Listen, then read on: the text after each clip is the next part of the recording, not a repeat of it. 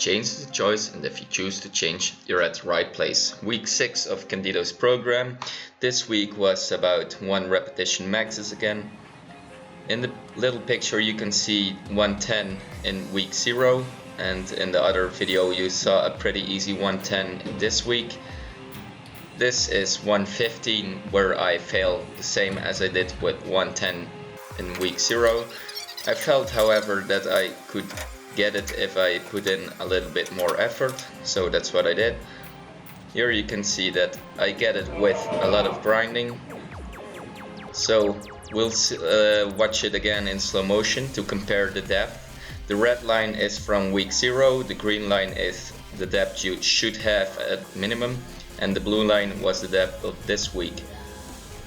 So I didn't only improve in strength, but I also improved in depth. Then I went over in some mobility and stability training. These are narrow stance front squats.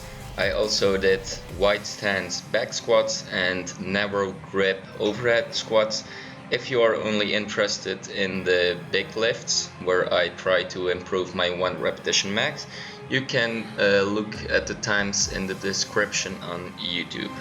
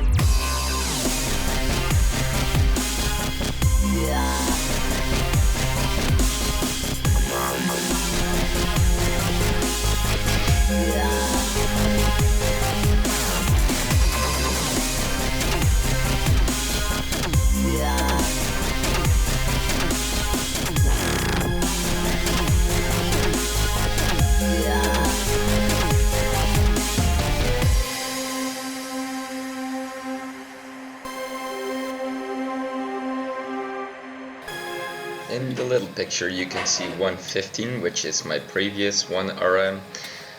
And now you can see 120 on the big screen, which takes about 8 seconds to get it up. It was the longest grind I had on a bench press. And in the top you can see that I failed 120 previous time, so I improved 5 kilogram. And of course I had to try 122.5 even though I failed. And for mobility and stability I did more bench pressing. This is with a cambered bar, and I also did a close grip bench press.